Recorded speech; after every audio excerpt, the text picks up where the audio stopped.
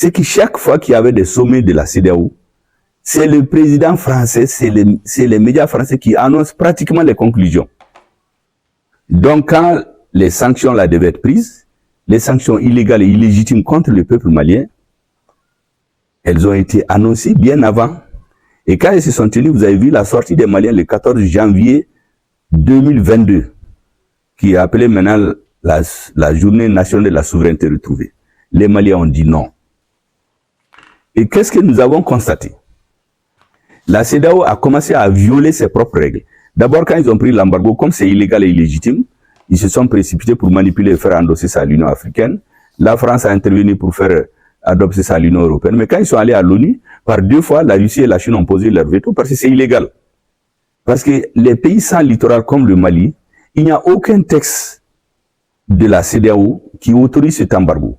D'abord, les textes de la CEDEAO, les règlements et les statuts de la Banque centrale interdisent cet embargo financier qu'ils ont fait contre notre pays. L'UEMOA, la même chose. D'ailleurs, nous avons pris des avocats à la Cour de justice de l'UEMOA. Le Mali a gagné son procès. Mais les chefs d'État ont refusé d'appliquer. Bon, vous voulez faire la loi dans un pays, vous violez vos propres lois.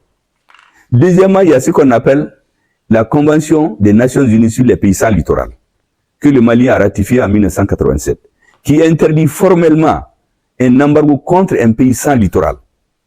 Donc, de violation en violation, leur objectif, c'était rentrer dans un système de rapport de force pour renverser le gouvernement malien. Donc, nous avons compris que finalement, la CEDEAO a quitté sa vocation d'organisation économique et financière pour devenir une organisation politique manipulée par des présidents extra-africains. Nous avons fait les mises en garde nécessaires. Ils n'ont pas compris. Ils ont pris ces embargos contre le Mali. Ils sont allés jusqu'aux Nations Unies, tenir un sommet de la CEDEAO aux Nations Unies, violation sur violation. L'embargo du Mali n'a pas pu avoir gain de cause. Le Burkina a tenu. Maintenant, le cas du Niger. C'est le cas du Niger qui est extraordinaire. Ils ont pris contre le Niger l'embargo le plus dur, illégal, illégitime, inhumain. Des enfants mouraient dans les hôpitaux, les gens mouraient de faim. Mais qu'est-ce qui a fait qu'on a sauté le pas? Parce que c'est très important que les Africains comprennent cela. Au Mali, le terrorisme a duré des années. Ils ont créé une force qu'ils appellent le G5 Sahel. Tout ça, c'était créé et manipulé par la France. La CEDEAO a demandé pendant 4 ans 400 millions de dollars pour faire fonctionner le G5 Sahel. Ils ont dit qu'il n'y a pas d'argent. Et voilà que brusquement, contre le Niger, la CEDEAO trouve 3 milliards de dollars mobilisés en quelque temps pour financer les activités de la force d'attente. Laquelle force d'attente dormait depuis 2012. Parce que cette force d'attente-là, elle était créée en avril 2012, à l'investiture du président du Sénégal, en avril 2012. Et depuis, elle est en train d'attendre, elle dormait. Elle a décidé de se réveiller en 2023 contre le Niger.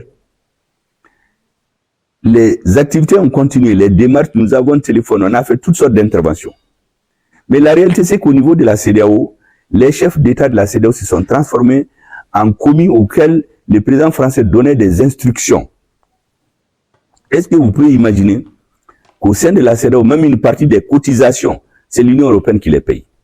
Dans les bureaux de la CEDEAO, il y a des bureaux pour des officiers qui reprennent l'Union européenne. Même les officiers qui reprennent les pays de la CEDEAO au sein de leurs bureaux là-bas. Nous savons que c'était de l'espionnage que l'Union européenne faisait. Quand ils font les sommets, quand vous regardez les sommets de la CEDEAO, c'est des fonctionnaires et des ministres des pays étrangers qui assistent aux réunions. On se demande si c'est pour le Mali, si c'est pour l'Afrique ou bien c'est pour l'Union européenne et d'autres puissances. Donc la CEDEAO n'avait aucune indépendance de décision. Donc les objectifs des pères fondateurs ont été totalement mis au second plan pour faire de la politique politicienne. Cela ne leur a pas suffi. Ils ont trouvé les 3 milliards pour mobiliser une force militaire et agresser le Niger, renverser le régime pour mettre à la tête de ce pays les gens qu'ils voulaient. Mais lorsque le 27 janvier, parce que ça c'est important que les gens comprennent, nous avons eu les preuves qui se sont organisés pour faire une agression militaire contre le Niger et renverser le régime. Mais après le Niger, ça va être le Burkina. Après le Burkina, c'est le Mali. Ils vont tuer dans l'œuf ce sentiment panafricaniste des Africains. Même ceux qui sont sur la ligne vont se décourager après.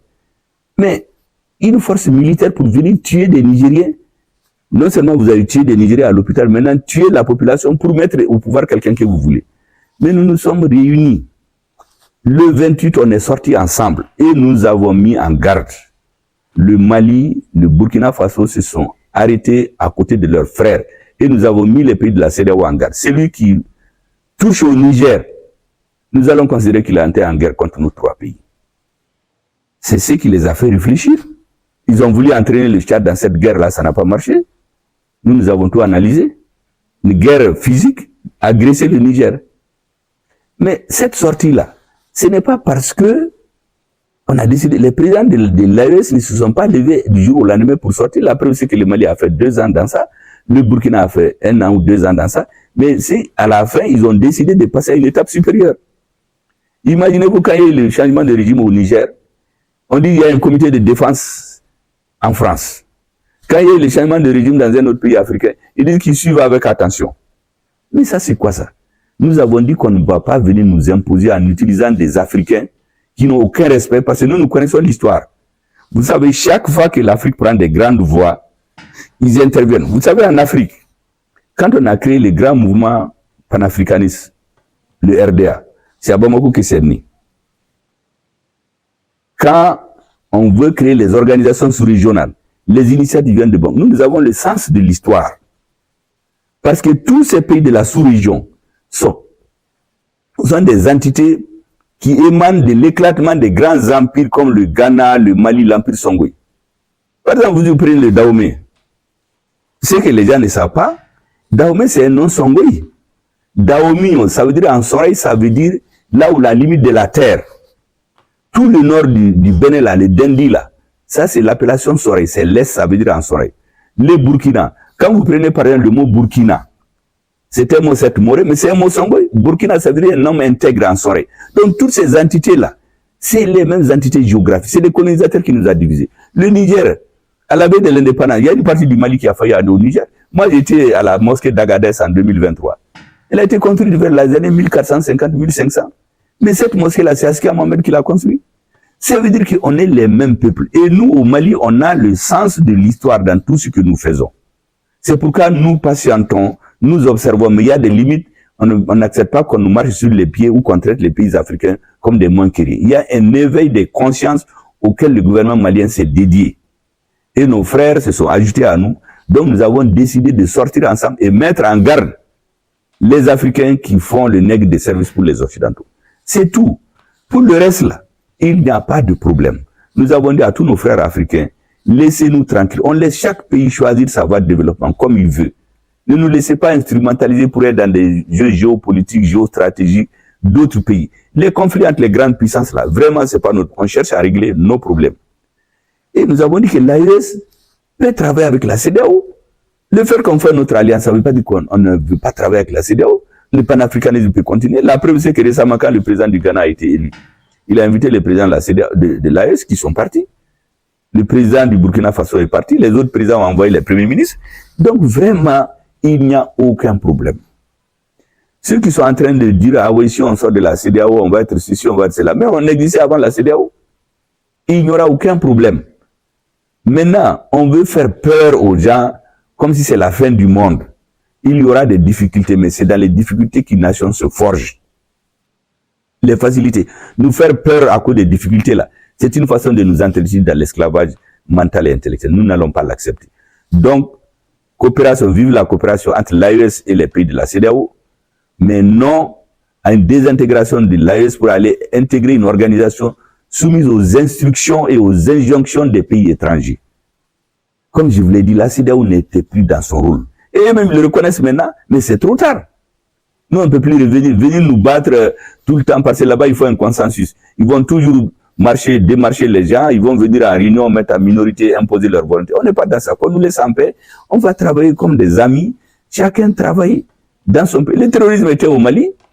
Au début, on disait que c'est le Mali. On a créé la force d'attente là pour lutter contre le terrorisme au Mali en 2013.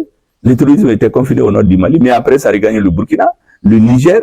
Maintenant, c'est le Bénin. Mais il faut que les Africains réfléchissent. Moi, je crois que il faut qu'on comprenne. Je l'ai dit déjà à des ambassadeurs ici que j'ai réunis. Il faut qu'ils comprennent qu'il y a une nouvelle génération en Afrique qui n'acceptera plus ce qui s'est passé. Et que ceux qui sont en tout cas à la tête du Mali, Ils ont un coefficient intellectuel, et je crois à la tête de tous les pays de l'AES, un coefficient intellectuel qui est largement au-dessus de ce que ces colonisateurs la pensent. Il faut qu'ils arrêtent cette façon et de faire peur à nos populations. Il n'y a aucun problème. Nous allons travailler avec la CEDEAO en tant que pays de l'AES, les pays qui veulent travailler avec nous, mais ceux qui se mettent au service de l'étranger, ils vont nous trouver sur leur chemin. Nous n'accepterons plus qu'on se serve de quelqu'un pour venir nous esclavagiser. C'est tout. Je tiens à vous dire, ou bien encore à vous rappeler, pour des personnes qui le savent déjà, que nous avons lancé des formations sur les achats en Chine, comment acheter en Chine sans se déplacer, sans se faire arnaquer, sans payer la douane et recevoir cela sur place. Donc, nous avons lancé la formation, peu importe où vous trouvez, la formation est en ligne, donc peu importe votre pays, que vous pouvez vous former. Et la formation, ce sont des cours vidéo. Donc, si vous êtes intéressé par la formation, cliquez tout simplement sur le lien en description pour nous contacter. Nous formons également sur la création des visuels. Donc, si vous êtes intéressé par la création des miniatures, YouTube, des visuels, des cartes de vœux, des affiches, vous pouvez également cliquer sur le lien en description pour nous contacter.